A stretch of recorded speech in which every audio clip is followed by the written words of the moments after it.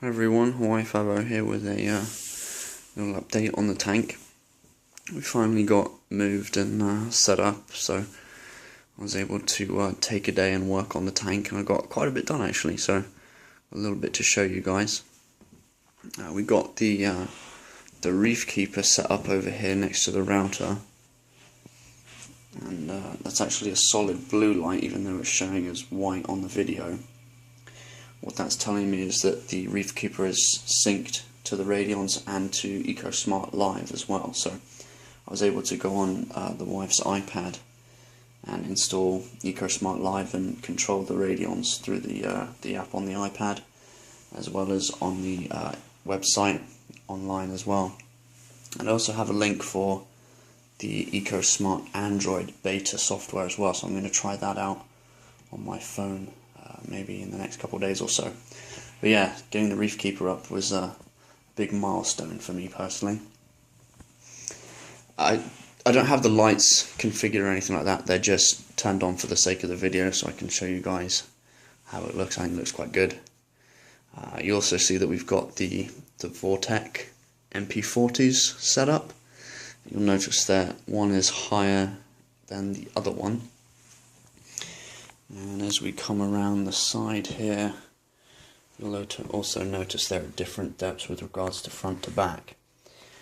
The reason being for that is at this point I'm fairly confident that I'm going to be going with an island aquascaping, or island aquascape.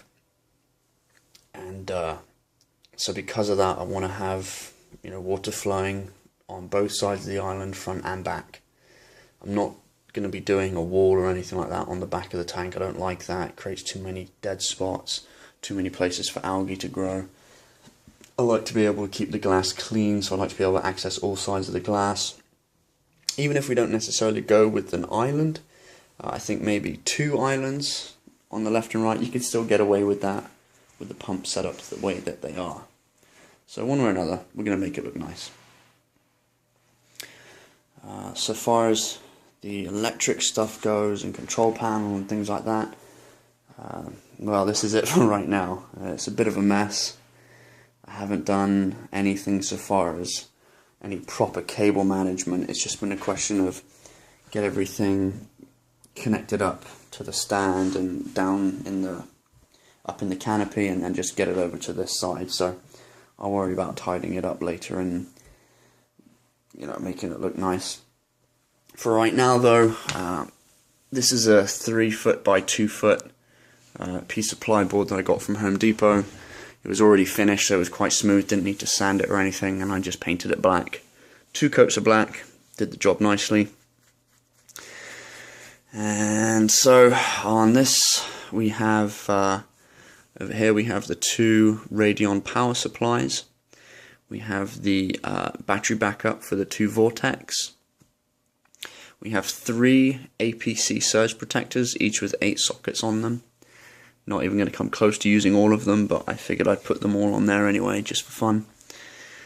Then we have the 2 Vortec EcoSmart wireless drivers for the 2 MP40s there. And then beneath those and to the left of those we have the Digital Aquatics Reef Keeper Lite modules. So on the Lite controller you can have 4 modules, and you're not limited by the number of probes that you can have, only by the number of ports that you have for those probes. So having the SL1, which is basically your main point of connection for your probes, for instance your pH probe, your temp probe and your ORP probe, into the Reef Keeper controller. The controller head unit is actually in the stand itself, so I'll show you guys that later. And then we have the PC4s, which are your power bars, which allow you to connect things like your heaters, your pumps, your lights, wave makers, anything else you want to control through the Reef Keeper controller, you plug into here basically. So that's how we're looking so far as the electrics go. The gap up in the top there on the left side up here is going to be where the controller for the Tunzi auto top-off unit is going to go. And this is the controller here, so that's going to go up in that top left corner there. When I was shopping around for an auto top-off, this one really came out head and shoulders above everything else that's out there on the market right now. It's pretty reasonably priced. Amazing reviews for this, and for something like an auto top-off system, you want something that's going to be reliable. So if it means paying a little bit more for it, you know, you've got that extra peace of mind there, so you have a little less to worry about. Let's see, what else? Oh, so far as a return system for the tank, I ended up going back.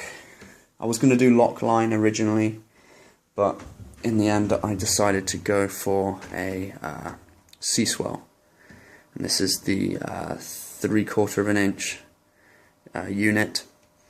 So what this is gonna do, for those of you who aren't familiar with the C-swells, is that when you plug this in, the output here rotates automatically left and right, so it creates that random flow of water within your tank. So that combined with the Vortec pumps, going to get a really nice amount of flow in this tank, real random flow, and that's going to be excellent for the growth of SPS corals, and the fish are going to enjoy that as well.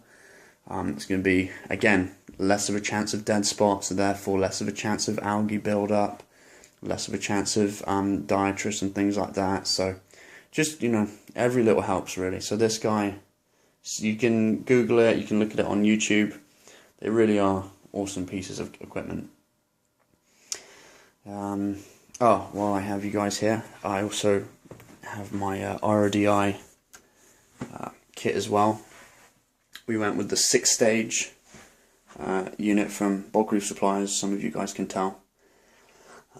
In the 6-stage, you have 1 micron filter here. You have 2 carbon. One is 5 micron, the other one is 0.6, and then we have 2 DI resins.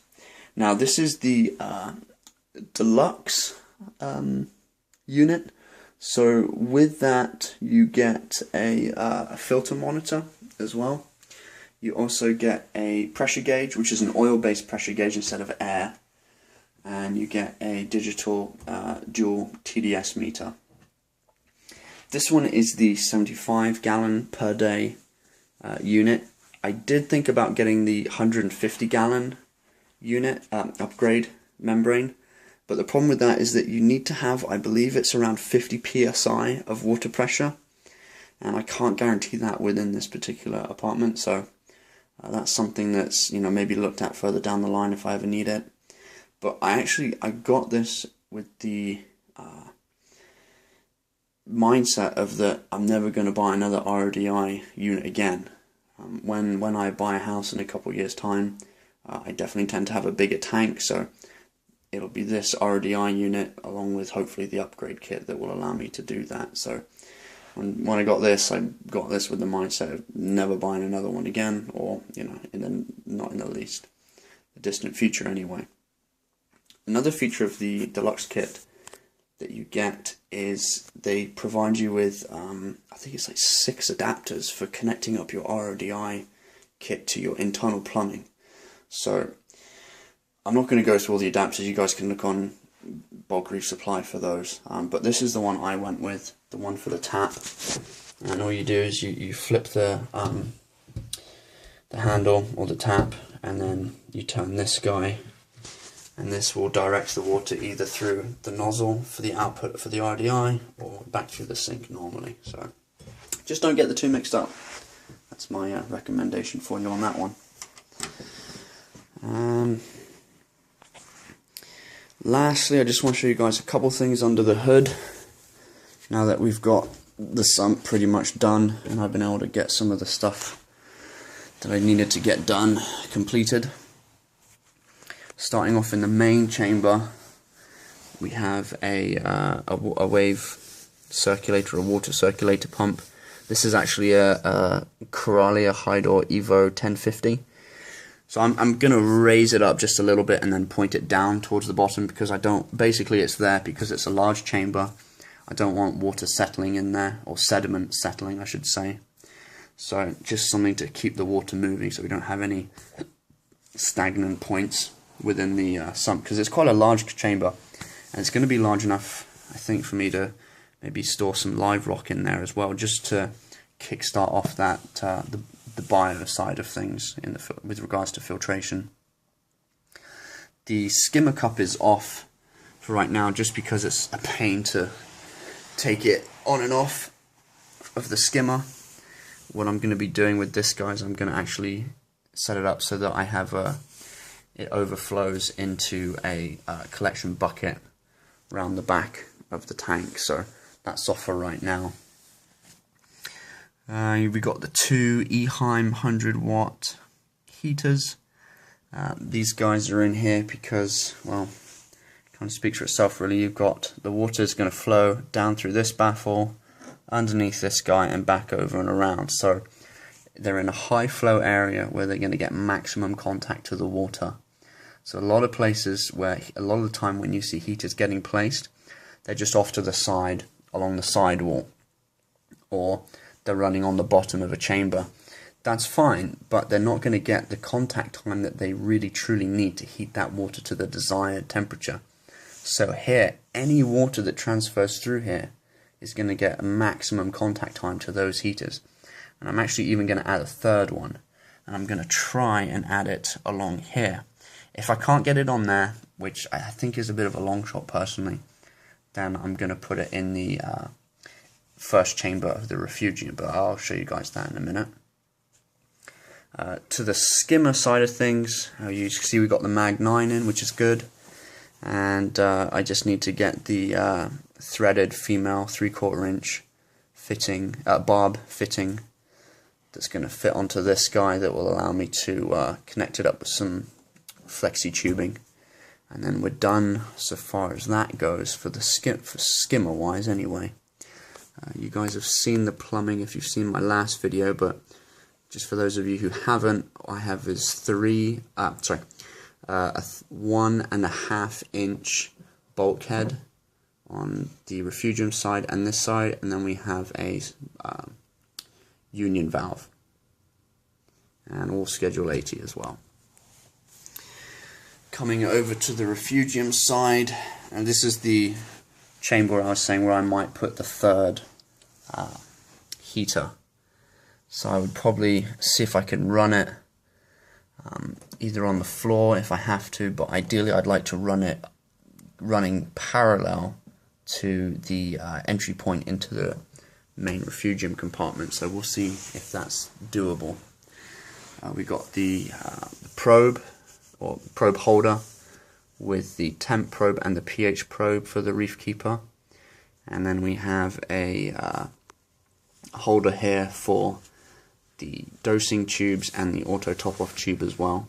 And then obviously we have the main compartment here for Miracle Mud, and we have the refugium light, bubble trap, where we're going to put, I'm going to trim this sponge down. It's quite a good sized piece of sponge that they provide with the, as you can see here, it's good size, so we're going to trim that down a bit so I can get in some Chemi-Pure Elite in that chamber. And then the last chamber here we have the Mag 12. In previous video I mentioned that I was going to be using flexi tubing for the plumbing of the tank. Unfortunately, because of the angles that the tubes from the overflow boxes will be coming down to the sump, and because there's not much of a gap there, the tubes actually crimped up, and there was no way around that. So I'm gonna unfortunately have to go the slightly more expensive way, and I'm gonna have to hard plumb it. So I'm gonna hard plumb it with schedule 80. And I figured while I'm at it, I'm also going to hard plumb the return pump to the sea swell as well. So that's for another video. But I'd say in that one day I got a lot done. I'm really happy with how things are going, to be honest. I wouldn't change a thing at this point. So if you guys have any questions, comments, or anything like that at all, please, leave a message or give me a thumbs up and subscribe. Really appreciate it. I'll be back with another update, hopefully in maybe about 2 weeks or so. And by that time I'm hoping to have the plumbing done at least. I'll show you guys the end result of that, and then we'll have all these wires tidied up as well. So that will look a little bit nicer and a little less dangerous. Alright guys, thanks again for watching. Take care. Cheers, bye.